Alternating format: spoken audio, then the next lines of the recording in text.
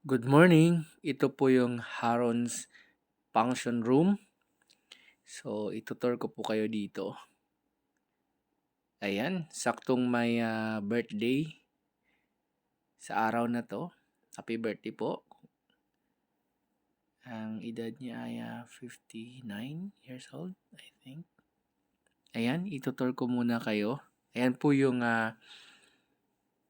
available room nila para dun sa mga events niyo sa birthday, family gathering, and also business. Meron din silang mga available mic dyan na pwede nyong gamitin.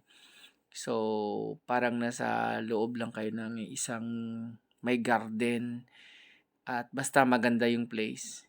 Ayan. Ayan, may mga pa-butterfly sila. Ayan, ang kanyang ceiling. Parang nasa gubat kayo. Basta maganda lang yung maganda yung room. Talagang makarelax yung utak mo.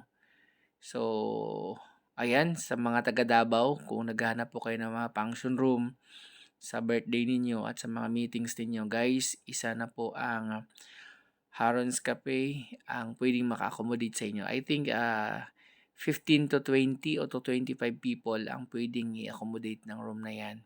So, salamat.